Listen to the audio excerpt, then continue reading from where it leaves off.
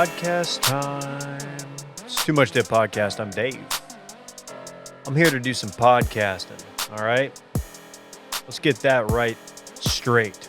I'm solo. No Dylan today. Dylan's at NASA. He and his son and partner Parks. They are in Houston. And by the look of things, it looks pretty fun. I've been to NASA once. It was a long time ago. Something you should do. You should check it out. Producer Randy's here in the studio with me. Hello, David. I am here ready to talk some undefeated at-home Purdue basketball. Friday, first game for them in the Big Ten tournament. Hello. Okay, just giving me a thumbs down. A redemption year for the Boilermakers, potentially. You know, last team to be a 1 seed Uh-huh. that lost to a 16 seed went on to win the whole tournament. So, so I'm liking our chances. Not really. I have no faith we'll make it to the Elite Eight, but I'm here. Here's a guy whose bracket's already Okay. busted. This guy can't stop busting. It's KJ. First and foremost, I'd like to wish everyone out there a happy first night of Ramadan. And just a reminder, enjoy your fast. Okay. Is that a thing? I don't think that's what you say when you start Ramadan, but I do want to wish everybody the first day of Ramadan. Okay. I'm gonna fully lay it all out there. Right before the show started, I let the boys know I needed a little pick me up.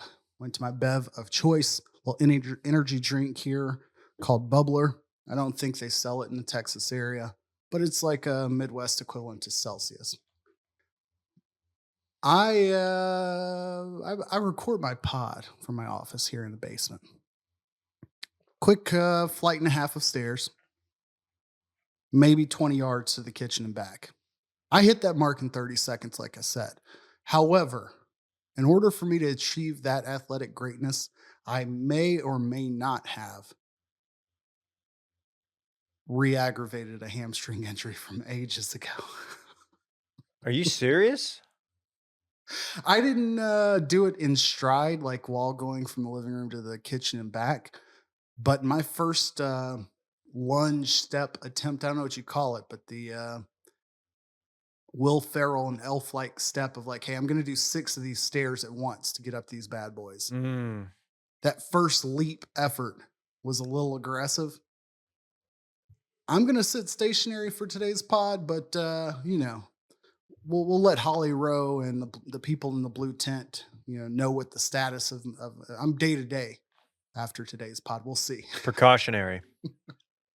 Well, Exactly. I'm sorry Exactly. that's happening to you, KJ. I got a question for you, KJ. Have you heard? Am I still faster than you? Yes. No, I'm probably faster than you by a long shot. I'll just Juby slide way faster than you. Have you heard anyone call it the water fountain, drinking fountain, a bubbler? Now that you're up in that area, because based on your drink here, I'm aware of the bubbler name. However, aside from like telling my kid to stop, I don't come across myself being in conversation about water fountains too often. It just doesn't come up. I'll keep this like without any Jim Crow references, but like though that's the only time that I'm like talking about it. In Texas, it'd be like you'd see like the dog fountains, and they never work at dog parks or whatever. They're always clogged. And so now it's like my kid sees one, he's like sprinting to go like, most with the water fountain. I'm like, dude, give it a rest. Yeah, I don't know. I guess I've been doing this show and I've known KJ long enough to know that I kind of thought he might go that direction. And I was just kind of waiting for it. I was like, yeah, there's a tie in here. We'll see. We'll see. I said that I'm not. No. You indirectly did it. It's the text of is something I would not say, which is my favorite group chat meme format. It's the accidental on purpose text. Not talked about enough. Accidental racist. Not talked about enough either. What if, man, how many Grammys did that win? Hey, do you guys want us to do a Deadspin eulogy again? Because it's again. Oh no. You didn't see? Is this the date? No, I mean Deadspin was just they purchased by a tweeted. European media company, and everyone on staff was immediately let go with no notice. Is Will Lech still working for them? I don't know. Lech. I think I don't even know who. the last thing they did that Editorial staff. What? yeah, the last thing they did that caught anyone's attention was the young Native American Chiefs fan Kansas City Chiefs fan. Yeah. who the photo that made the rounds was one half of his face, which was painted black. And people are up in arms, like, what the fuck? We got our kids doing blackface, and then and the other half was red. And then it came out that his like grandpa or his dad was a member of an Indian tribe. It was a whole thing. I think they're actually suing Deadspin. I don't know what this means for any of that. But anyway, that was the last time they were on our radar. I don't even know if we discussed that. We might have purposely avoided it just because we're like, God, I don't want to do this. But now Dylan's gone, so we're going to do it. We set that one out. No, it's fine. That was it. But anyway, they're gone again. And I don't know if they're going to get restaffed or just AI'd out. Who knows? Not going to read it anyway. I like that. Topical. Yeah, I was spending that time looking up the name of Nicholas Sandmann. Do you recall that name from 2019? And the Lincoln Memorial demonstrators. No, I'm uneasy though. Let's hear it. That's the photo that was framed to make it look like the MAGA students were yelling at the Native Americans in D.C. Yes. And it came out to be that wasn't exactly the case. And I think at the end of the day, he kind of came out on top financially and otherwise. Oh, yeah. Okay.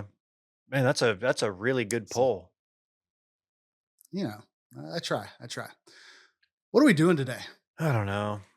I'm honestly just kind We of sneaky got a lot. you know what? Things are moving quickly in the NFL, and I think we could just kind of periodically check in to see what's going on. Big news yesterday. It's about to get unlimited in Pittsburgh. Pretty unlimited. I don't know if you saw this. Russell Wilson. How about that? Pause while I just quickly check. Steelers offense coordinators Arthur Smith, previously head coach of the Falcons. Is this FedEx guy? Dumb-faced son of FedEx Air. Right. Arthur Smith, former Titans OC. If anything, I hope this just means that he won't be asked to do much and that Najee Harris will still be the primary option on that offense. And I don't know why. Russell Wilson is absolutely every bit of cringe that we say he is, but I also kind of like him as a player, like just within the bounds of the actual game. 0 sideline interaction, 0 pregame, pre-snap, premeditated. I'm not playing, but I'm going to run through walkthroughs by myself. Like none of that. But as a game manager, I root for him. I enjoy his craft. Well, so I hope it works. One could argue that the Denver situation was doomed to fail.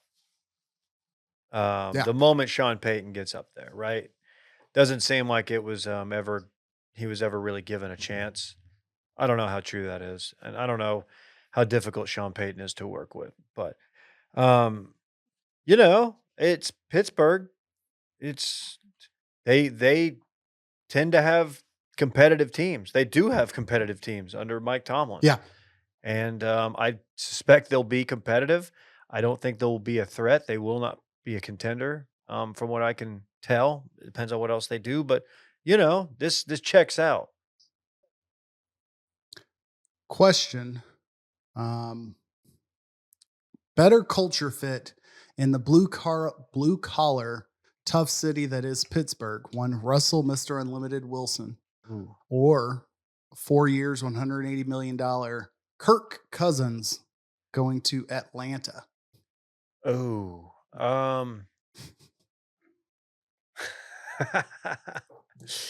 You don't think Kirk Cousins is for the culture? Is that what you're trying to say? Look, I love this for them. As far as to what you said about Russ, on the field, not into the other stuff, I don't think you're going to see Kirk at Magic City. But this checks out. This could be good. This could be really good. I didn't expect this. I don't know. I guess I knew that he wasn't going back to Minnesota, but this is weird. I didn't expect this today. But there we go. Yeah. After what, a decade of Matty Ice, like I can't say that Atlanta hasn't learned to love like the most milquetoast quarterbacks of all time. So I think he'll find success. Kirk Cousins isn't the worst. And I think for Raheem Morris, the coach in Atlanta, like this is about as good as you could ask for. Like it's your second time as a head coach. I think he might have had Josh Freeman, maybe pre-Jameis Bucks. For Raheem Morris. So you've got a proven quarterback. Desmond Ridder, I kind of missed on that one. I really thought he'd be a gamer, maybe a winner. He's still somebody that I'd like to see produce at an NFL level, but it just wasn't there. They were an all-time bad offense with him in there. So whether that was him or others, but I think Bijan and Kirk Cousins is going to be interesting to see. They just need a wide receiver, a legit number one. Yeah. That Matt Ryan comp is actually, I mean, they're both like kind of boring white guys. So it feels like, okay, that's the comp, but like that's their thing. They stand in the pocket and are quite effective, accurate quarterbacks. And Yeah. you got to a Super Bowl and we're up 28-3 in a Super Bowl with Matt Ryan. And I think arguably have a better team around Kirk Cousins now. I don't know. Here's the one. If I told you Kirk Cousins was going to work in the booth at CBS, like you'd be like, okay, that clears. Yeah. Yeah, no, 100%. Here's the fun one. Saquon going to Philly. You see that? I did. Hometown kid. Kind of thought he'd end up in Houston. That was kind of the rumor, I thought, but I guess this is good for them. I don't know. This doesn't really scare me just because you're moving them from one incompetent NFC East opponent to the Cowboys to one that's seemingly more competent. But Saquon's still in his prime. Obviously had the injury problems, but all right, interesting. The Eagles are weirdly in that cycle of like they've got a lot of names and. A byproduct of just like drafting a lot of Georgia guys out of college. Not all of them are like huge impact players or whatever, but they seem to accumulate a lot of big names of late. But I don't necessarily look at this and say like, they're favored, heavily favored. They should be for like their production in general. But like, I don't know. I hope it works out. Saquon, another guy that like I'd like to see be successful. It sucks seeing players where injuries are the overarching theme of their career. 100%.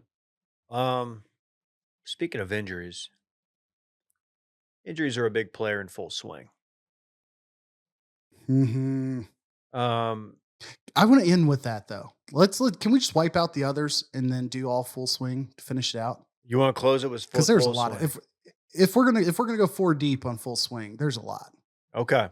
Or we can just sports party the rest. Not to produce on the fly here, but your boys pretty aged for some full swing. No, you're fine. We got a pretty loose rundown. Before we get into the other stuff, I want to give a shout out to our good friends at Roback.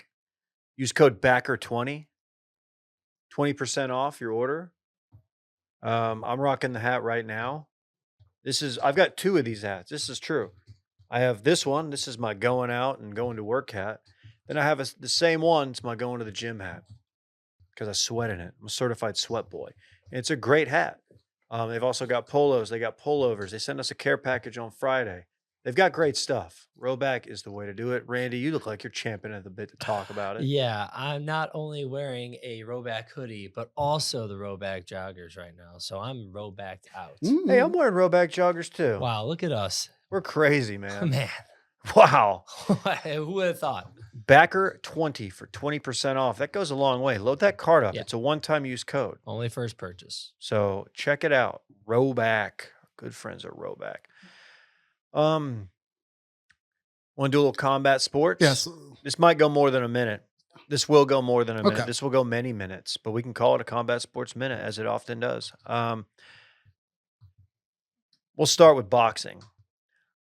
Full hand up. I forgot this fight was this weekend. Francis Ngannou. Yeah, Ngannou. Anthony Ngannou Joshua. and Anthony Joshua. Yeah. Where did they fight? Saudi Arabia. Which seems to be And- like the epicenter of sports right now. Riyadh. Yeah. So this occurred Saturday and came across the timeline like midday Saturday, right? Yeah. Whenever this popped up, I immediately had to like you said, you forgot it was happening this week. I forgot that they'd even announced it. So I didn't really have a beat on when it was occurring because, I like many casual boxing fans, like Anthony Joshua, the first thing I think of is he really fucked up the bag by losing to Ruiz a few years back. Fucked up And boxing. Really, yeah, in a lot of Deontay ways. Wilder would have not been fighting Tyson Fury had Anthony Joshua been available for that fight, and that probably would have. I don't know what would have come of Tyson Fury, for better or Right. worse. Like I don't know that he would have gotten a shot had Anthony Ruiz not fucked it all up. Is that accurate? Does that track timeline wise? I feel No, like that's how. No, it that went down. absolutely does. It was Wilder, Fury, and Joshua were the three. And Fury and Joshua that fight had never been made. Now it looks like it's definitely going to be made. And you have Wilder. He lost those two fights to Fury. Actually, that's not true. The first one he did not lose. That was a draw. Correct. And that's the fight where he seemingly knocked out Fury. Count was a little iffy. Fury gets back up, actually wins that round. Kind of crazy. And then the next fight, the rematch, Fury just dominates. Yeah, he had too much fucking shit on him. He had too much fucking shit on him walk into the ring. That's literally what he said. Paraphrasing. But he did say he walked to the ring in a costume that was a little heavy. Really one of the worst excuses you'll ever hear. And I'm a Wilder guy. Okay, so enter Francis Ngannou, has his dispute with the UFC. Dana White leaves. I'm going to get into boxing. He has that fight with Tyson Fury. Looks really good. Split decision goes Fury's way. Some people are like, I don't know about that. He knocked down Fury.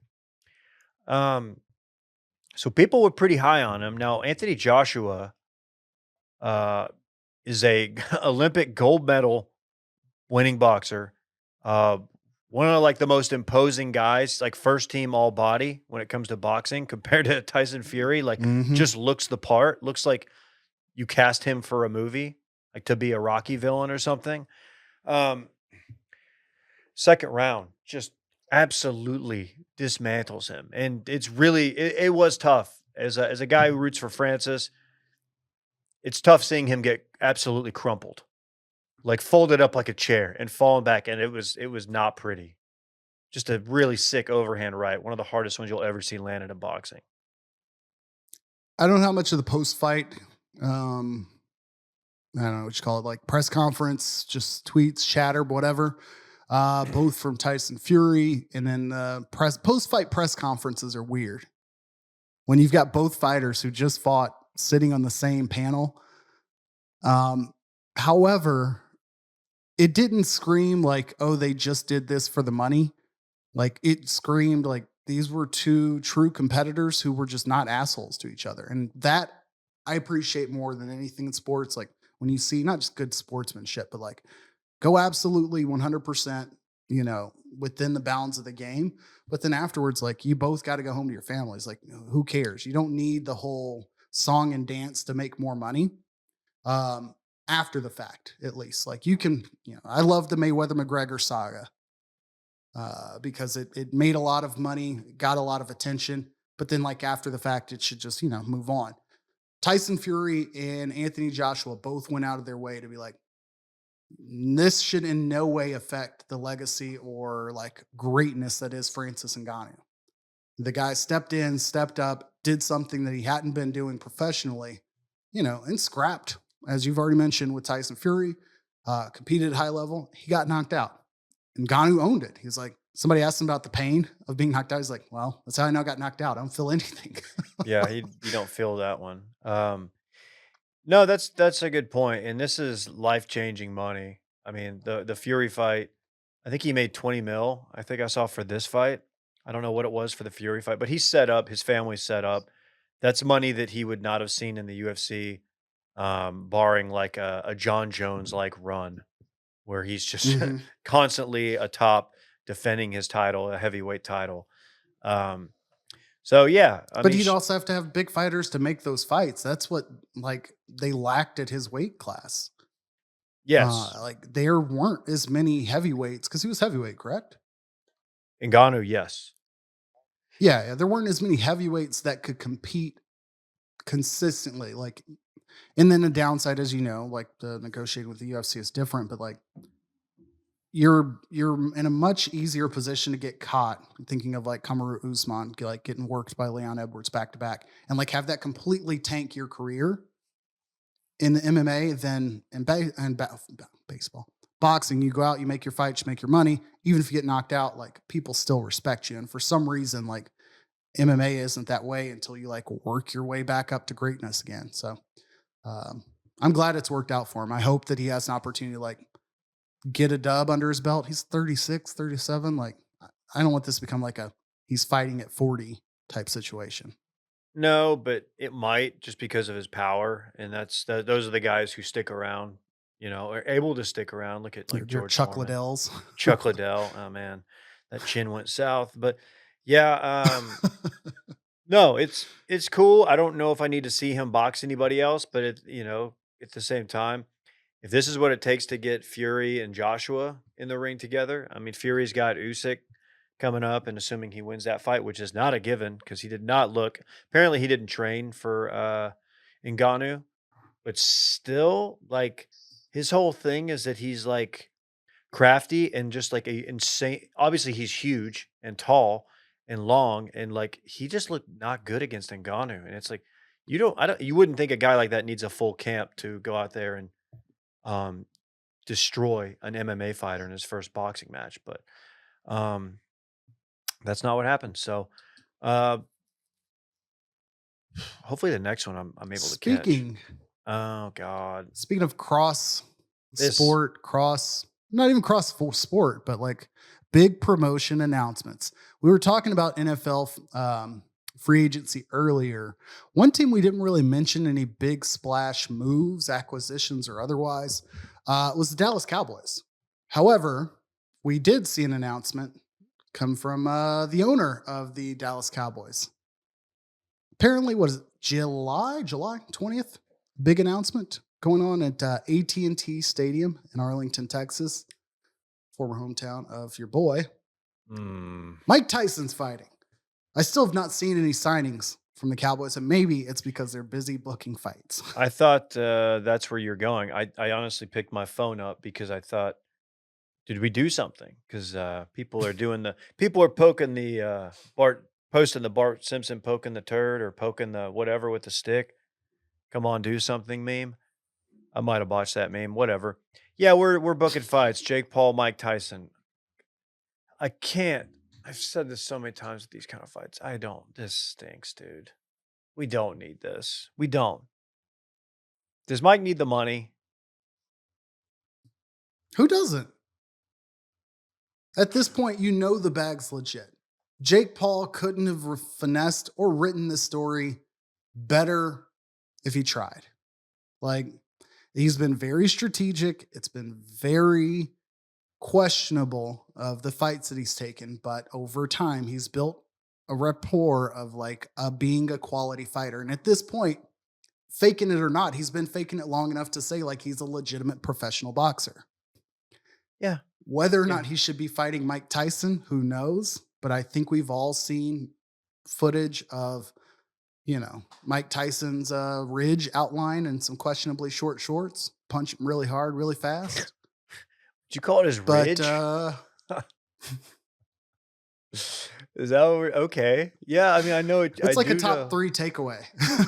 Yeah, I mean, look, he does look very good hitting pads, and in his older age, right? And that's cool. I don't need to see this for a number of reasons. This is great. This is perfect for Jake because if he loses, like, yeah, dude, I lost to Mike Tyson. That will be the takeaway. It's like, dude lost to Mike Tyson. And if he wins, he's the guy who beat Mike Tyson, even though that's something that's been done a number of times before. Don't know if you're aware of this. Mike Tyson hasn't exactly looked great in the last, I don't know what, 20, 25 years of his boxing career. There's a reason he retired. Anyway, and now he's very old. Love it. I'm happy for Mike. And if he needs the money, he needs the money. I don't know. Mike, I don't see Mike going as hard as he can on Jake. And I do think Jake can hold his own. Mike's still pretty twitchy. And all those videos, even though, yeah, he's just hitting pads and hitting a heavy bag, that's a very, very quick, those are quick hands for someone. And you don't want to be on the other side of that. I don't know what kind of punches he can take. And Jake, if nothing else, Jake does hit very hard.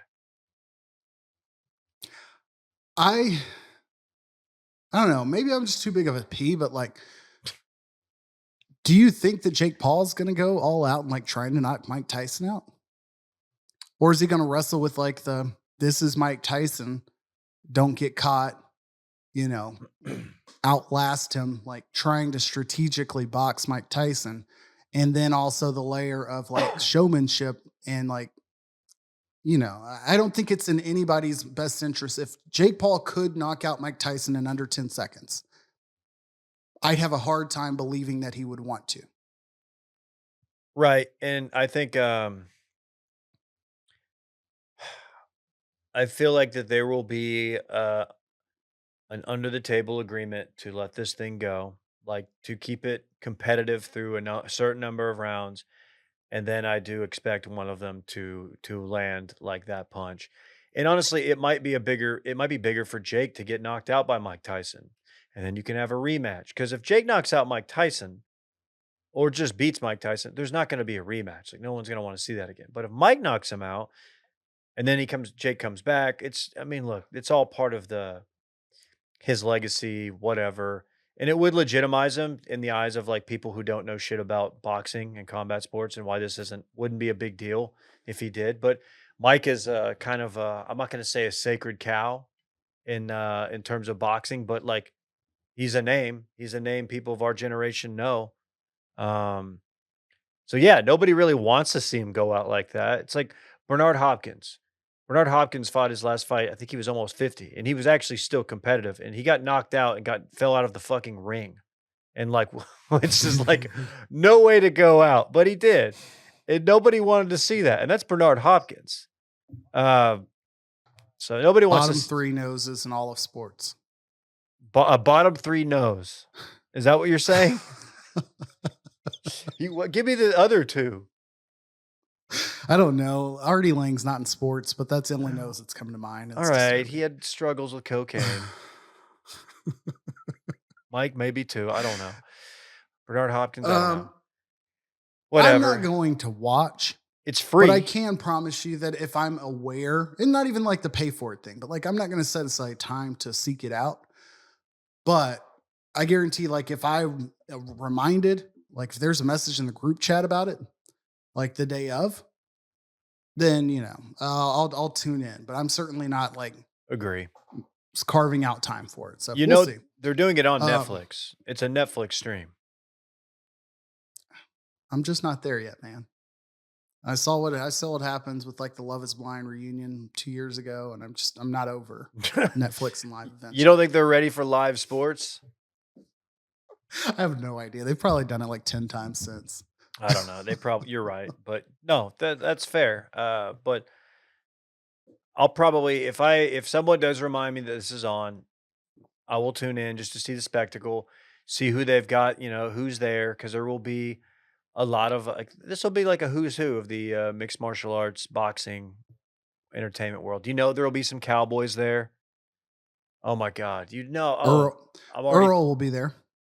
Yeah, he'll be there. Jerry will be there. Oh my God. This is going to be really annoying. This is going to be hell for a Cowboy fan. The more I think about it, don't love it. Whatever. And Have we this done is what, anything? Are you a month following? and a half, 2 months pre World Cup or whatever, or Olympics. I don't even know what's going on this year. Whenever the Cowboys are getting the Olympics or Dallas is getting World Cup, at some point in time. Oh, I hey, butchered that, but breaking news, KJ. This is huge for you. Colts reportedly re-signing DT Grover Stewart, defensive tackle Grover Stewart.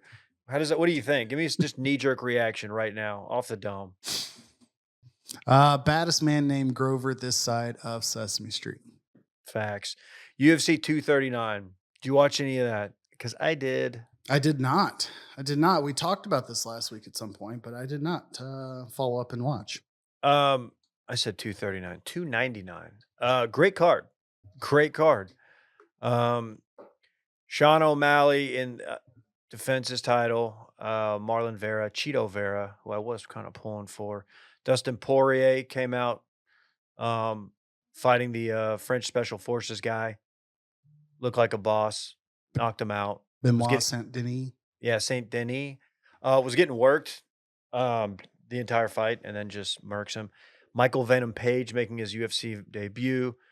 Just a good card. Like a good, I don't really want to go out, but I'm going to get this card, and it delivered. So I don't know. People really want Sean O'Malley to be like the next Connor. I don't know if he has that kind of staying power. He does not have the chops on the mic, but he does have like the fun No. hair and whatnot. Does that annoy you? He's kind of annoying looking. No. Overly tatted. I think he's a byproduct of not just Connor, but Connor / Diaz brothers. Like, we're just kind of getting a distilled version of not their fight styles, but like the online personality of it. The rainbow hair, the overly face tat. Not that either of the previous two have that, but like it's almost like he's leaning into whatever persona needs to get clicks, and whatever works. He's winning. He's very Gen Z friendly. I support him. He's very in a post Malone world. He's very, very friendly with that demographic. Post Malone did a lot for face tats. 100% true. Post Malone and what's the guy that Jelly Roll told everybody to vote for Trump? And Jelly Roll. I can't think of the guy that did a song with Kanye. He's popular. 6ix9ine. Why I'm Tekashi 6ix9ine. Tekashi, yeah, Randy's favorite. Randy loves all those snitches. Exactly. Sorry, if you listen to Circling Back, I just got signed up for both the newsletters I said I was going to sign up Brett for. So someone's signing me up for newsletters. Oh, that's tough. You just realized it? You getting no one could have seen that coming. It you? It was. I promise it was not me. Hey, speaking of Trump,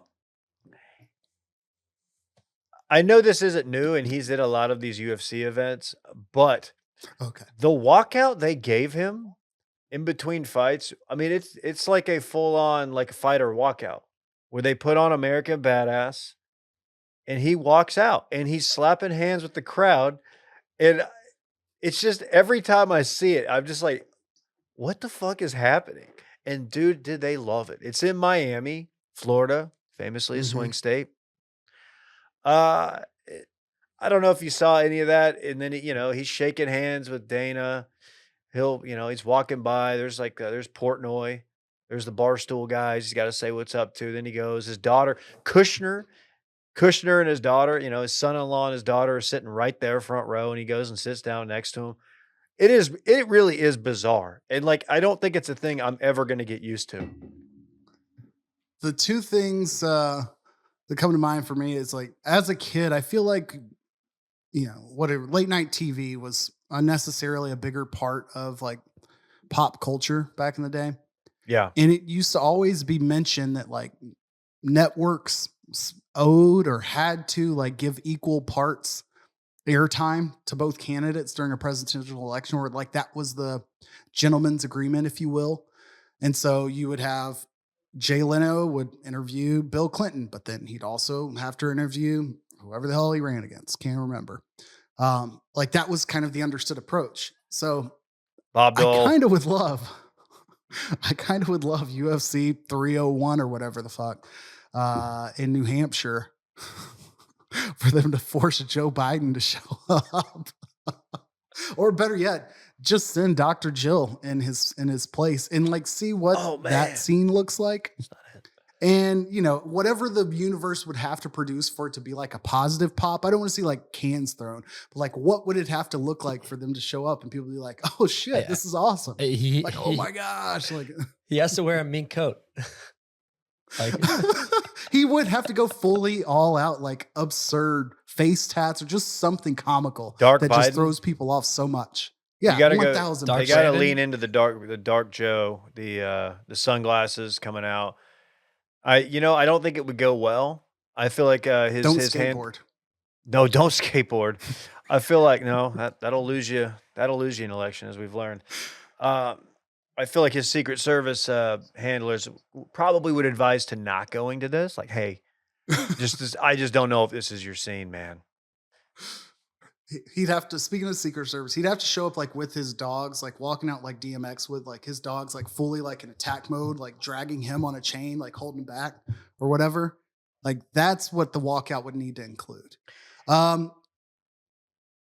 Yeah, I'll stick with that. The other one, whatever. RFK, you get RFK. That's kind of RFK's scene too. I'm honestly a little surprised that the guy who lifts weights and jeans like has not made a UFC appearance. That feels like a big miss by that campaign.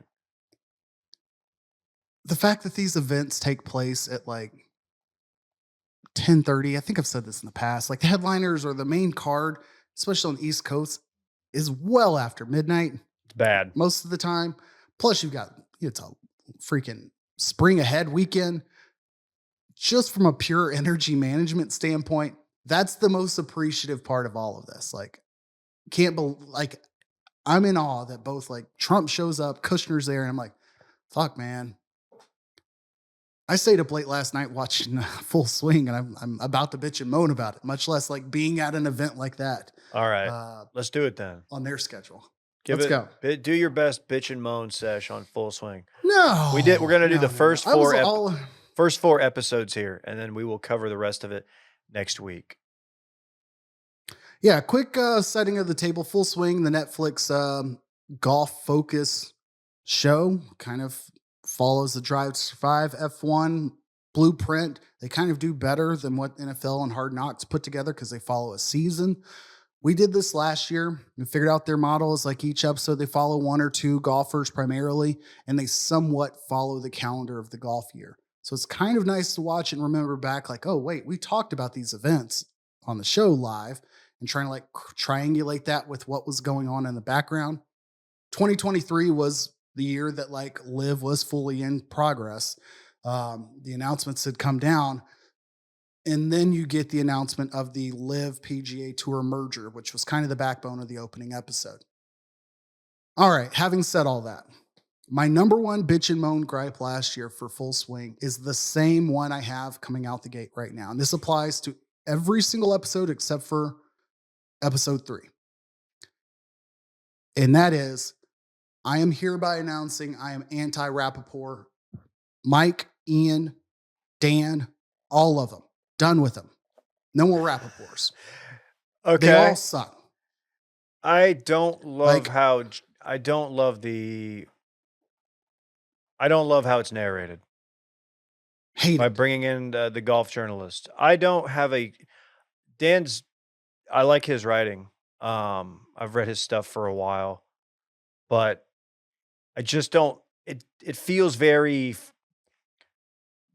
like very, like the journalists are a part of, like, that's their story. Like they're a part of the story in a way. Agenda driving. And they're very, very excited to tell you, like, to be a part of that story. I don't know if there's another way to do it, like if they're going to be the ones leading it, but I don't know, man. And I also think I have some issues with like the substance of how they explained a lot of stuff, like the Live stuff, where we're talking about Live. We're talking about how, a lot of players people don't like that they went to Live, but no one's really saying why. There's one glaring omission on the Live stuff. They keep saying, oh, but some players just took the money and then they would Okay. like balance it with legacy. And they weren't calling it out directly. Right. And no one wants to talk about, oh, I don't know, maybe where that money comes from. And like, is that, the morals, the ethics of that? I don't know. But is there something specific with Rappaport that you don't like or Dylan It's Diethier? exactly that. Like, it's both Rappaport. I can't recall the other guy's name. Dylan. Is it Dylan? You just said his name. Dylan? Diethier, I believe. Yeah, he's the one I hate the most. There was less Balionis this year. I like him. We also diversified our cast. Amanda guy and right I think here. Balionis is great. No. I like her. She was just less present than last year. I feel like last year it was Rappaport and her were 80% of the journalists. And they also they kind of put her last year in season 1 in charge of like the explaining the game at a very basic level, which got a lot of pushback. And I don't think it was necessarily deserved, but it was like Par is, it's very like teaching the game to your 5-year-old, which to a lot of people, that's how you have to set the stage because you're trying to bring in like F1 with Drive to Survive. That's what you're trying to do. So anyway, but yes, I totally understand where you're coming from. Definitely agree that a lot of the substance wasn't there, and some of the storylines, I just wasn't sure what they were trying to do. I guess as far as like the other way they could do it is we talked about with Hard Knocks. We didn't know as Liev Schreiber or whatever his name is, the actor, was the voice in the sky who Aaron Rodgers obsessed with over Hard Knocks, like because he narrates the whole thing, which makes it a little over dramatic. I don't think you go that route, but it does make me want to go back to F1 and see what they do. If it is one common voice, just kind of objectively doing it, because it's almost like you're getting the HGTV, like what's the show that Dylan was on, or Top 100 Athletes, where you're getting like the NFL cut Network to random people to fill in their commentary to like fill out the show, and you don't need it.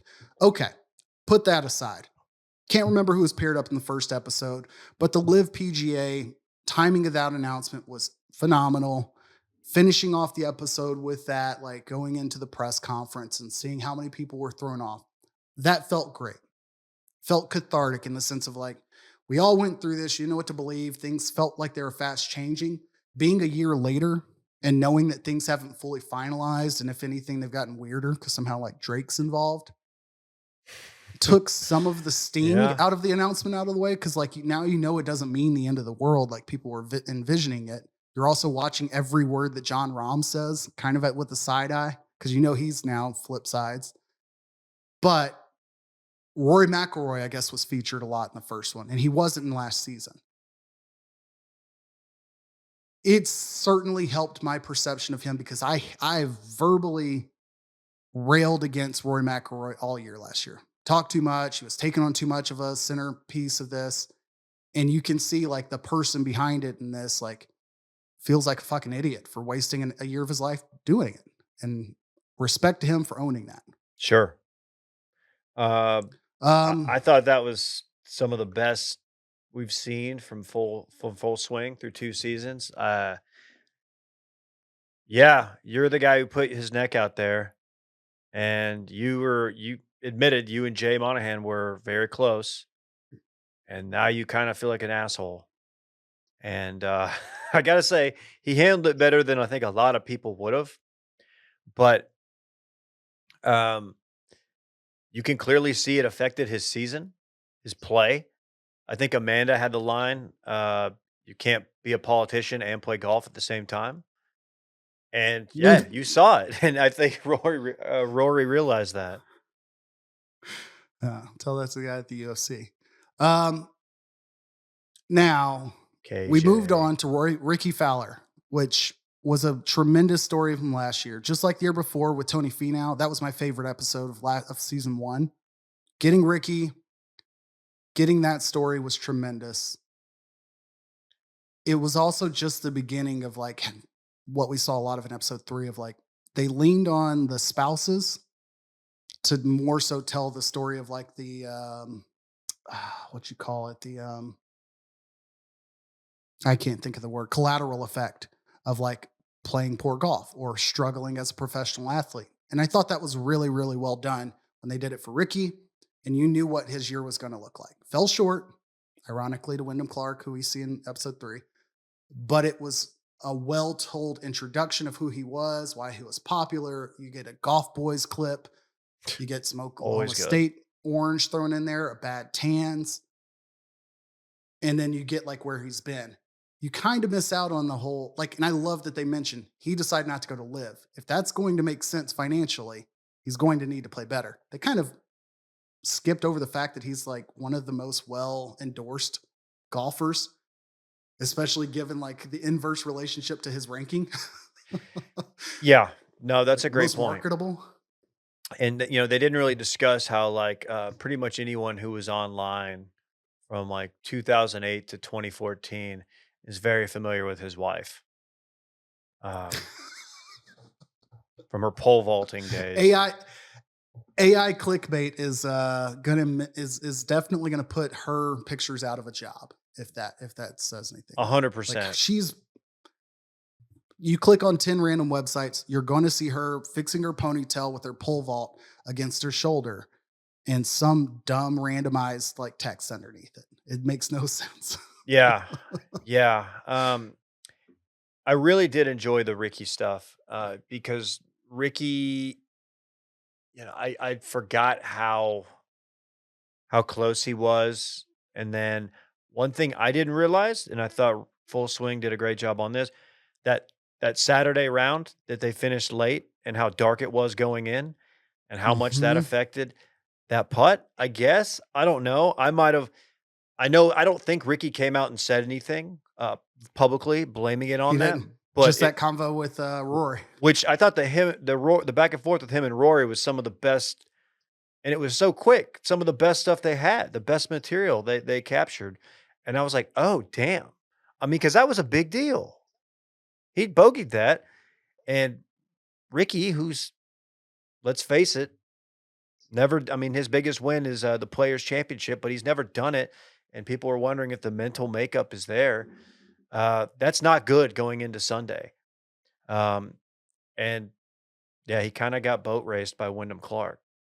And Rory was right there too. That's another thing. I remember pulling for Rory, and it was just like, dude, could not get it going. He was right there. He actually finished second. Yeah, they do a good job with like Rory's participation in this is key.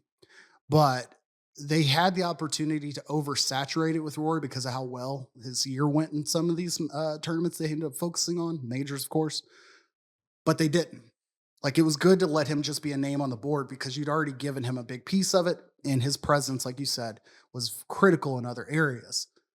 Now, episode 3, I probably want to spend the least amount of time on because I watched episode 1 maybe Friday night, and I think I cleared out number 2 yesterday on Saturday night. I went into last night around 10 o'clock thinking like, okay, I'm going to put 1 down, watch 1 more tomorrow. Your boy was up till 2 a.m. because of what went on in episode 3. And then as episode 4 got going, I was like, I'm all in. This can't wait till tomorrow. So what were your thoughts on 3 before we get to episode 4? 3 is Joel Damon and Wyndham Clark. Joel Damon and Wyndham Clark. Yeah. I thought it was an incredibly good episode.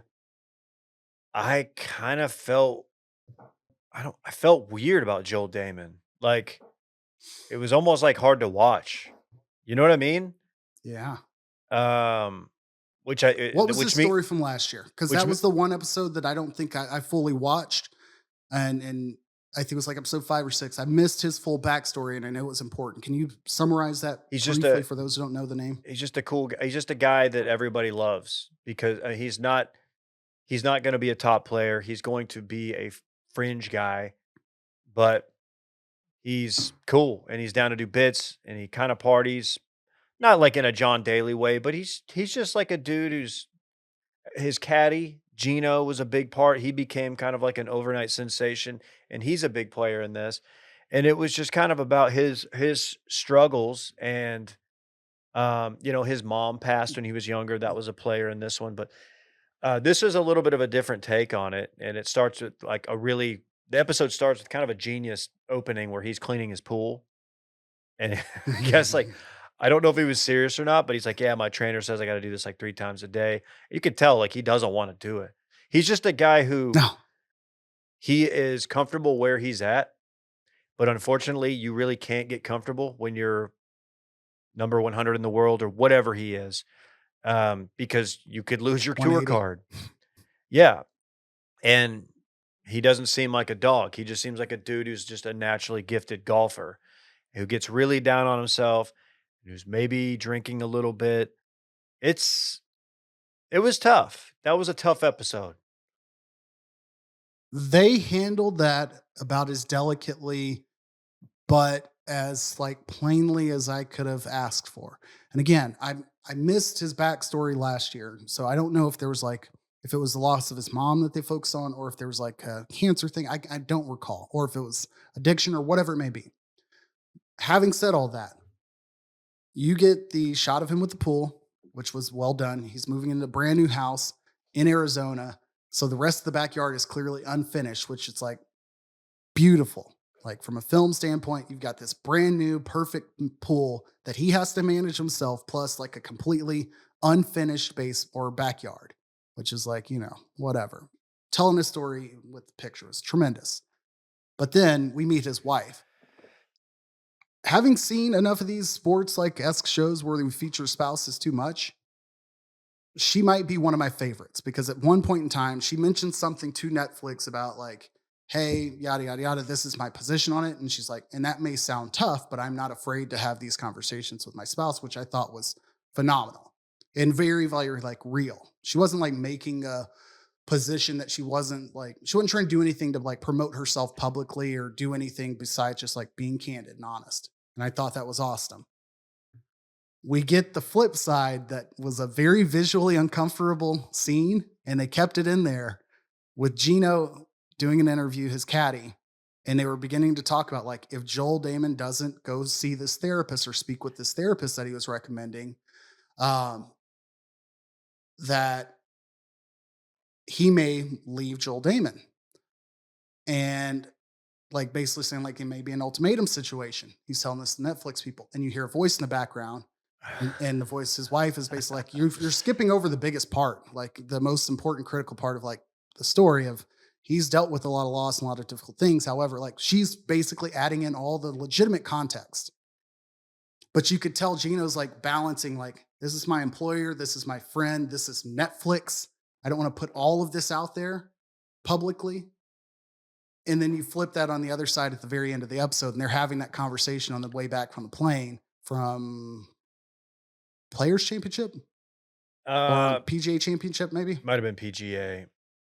PGA. Or Having might- a US Open conversation or on the way PGA. back in the plane, and Joel Damon's in the moment of like, this is really weird to have this real conversation with Netflix right there. They did a really good job of like reminding people like, yeah, they're having honest conversations, but they're also like, crap, I don't want to do this publicly to the Sure. degree we need to do this. And it's And eventually they both broke down. it's the juxtaposition for me.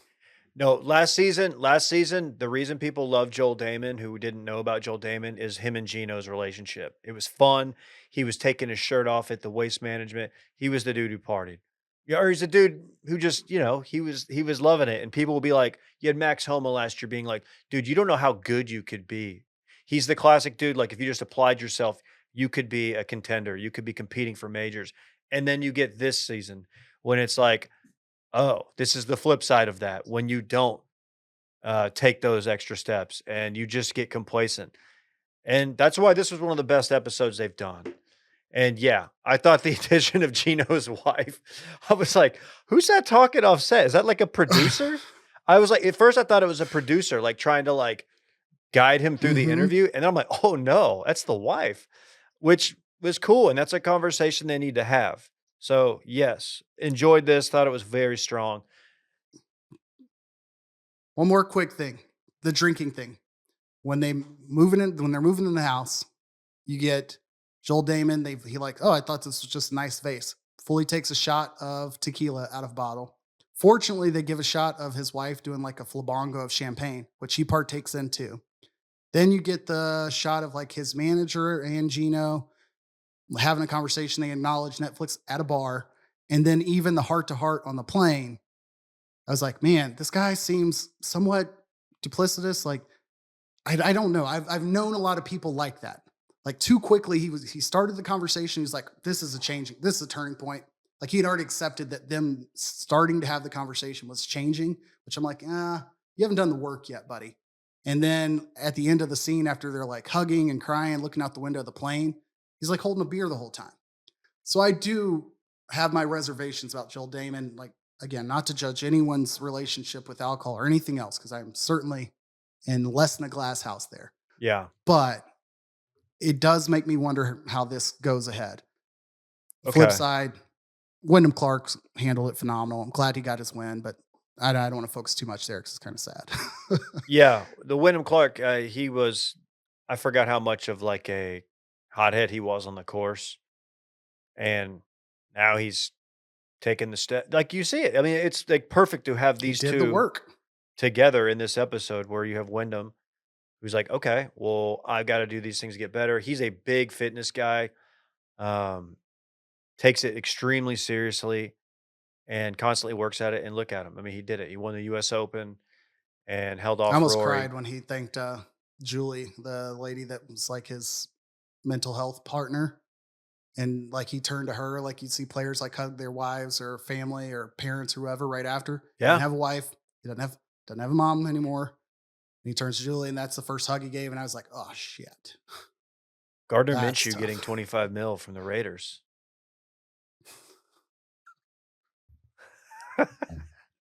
Gardner Minshew to the Raiders. Let's fucking go, dude. Okay, now let's wrap it up with episode 4.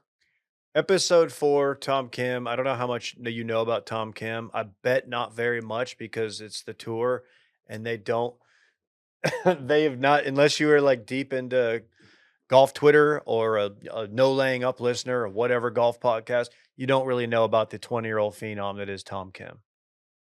Does that upset I made you? a flippant comment after whatever the third major is, whichever one he came in second or whatnot. Like maybe, I don't know what it was. 16th Masters, and so US Open, I think. Or maybe it was the Open Championship, where he did it on a hurt foot. You knew the full story because you'd been dialed in and watching. I'd been keeping up with it from afar. And I made the idiot comment like, oh, yada, yada, something Tom Kim. Like, didn't know shit about shit at the time. And I feel so ignorant having said that in the past. In episode 1, they showed Tom Kim, and I know this because closed captioning shouts. He was like going through security, and like the PGA Tour VP of Communications says hi to him. He's like, you must have had a long night or whatever, because they're talking about the live announcements. He's like, buddy, I just found this out whenever you learned. And Tom Kim's like, bullshit. Like just casually, he's like, yeah, right, man. Yeah. Fast forward to episode 4, realizing that's a 20-year-old who's just like completely says whatever he thinks and like is the nicest guy anybody could ask for, is like the most genuine person on the tour. And I'm like, that makes that other interaction so much cooler because he wasn't trying to be a dick to the dude. He was just like, didn't know better than not to say that. Yeah. He is very much a 20-year-old. And that is a pretty wild life. Even like the stuff where he's like trying to be funny. It's like, yeah, you're 20. You and I don't have anything in common. Your sense of humor is very juvenile, and that's okay. And you're really good. And that's a lot of fun. He's fun to watch. His swing is great. But yeah, I really enjoyed like anytime these guys at these higher ups of the tour can get flamed a little bit. Like they deserve it. What an absolute Yeah. joke. I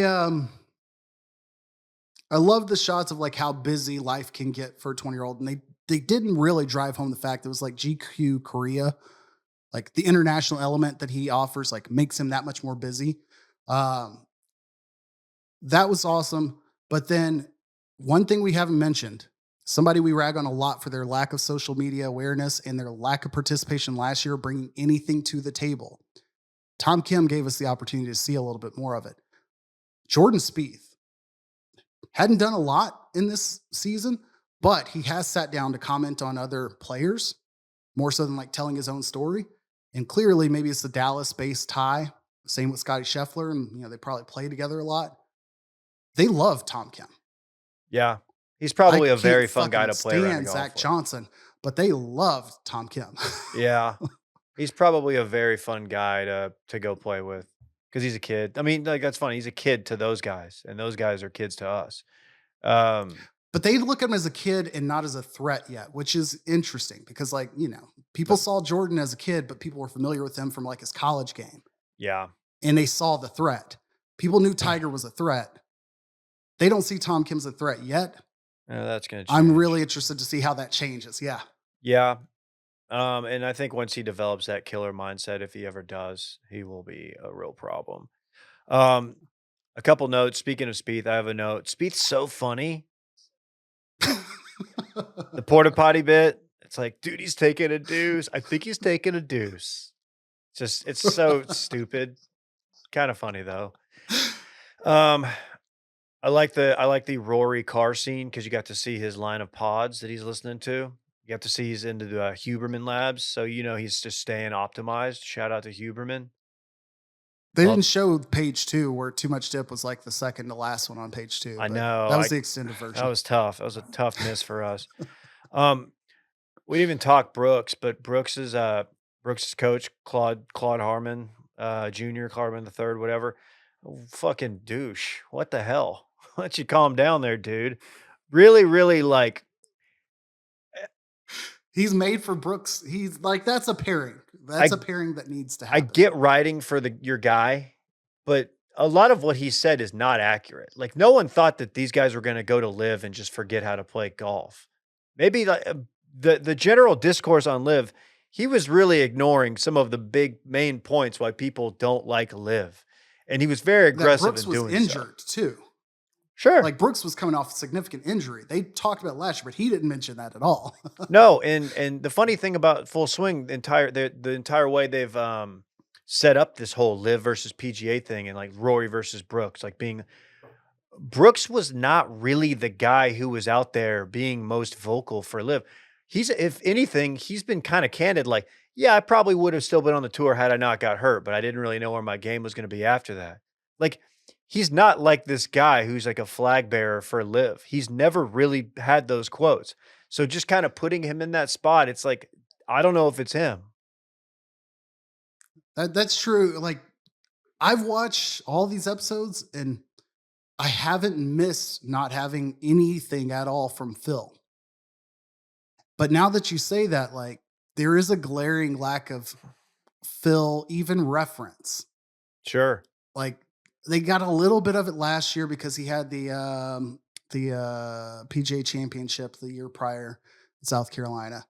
But yeah, he's just there. Outside of and his, maybe we'll get it for the Ryder Cup. Well, we might get it at the end of this season because we're gonna get 2 episodes for Ryder Cup. Outside of his Sunday at I guess it was Augusta. Yeah, where he shot like, I don't know, 63 or 60, whatever he shot.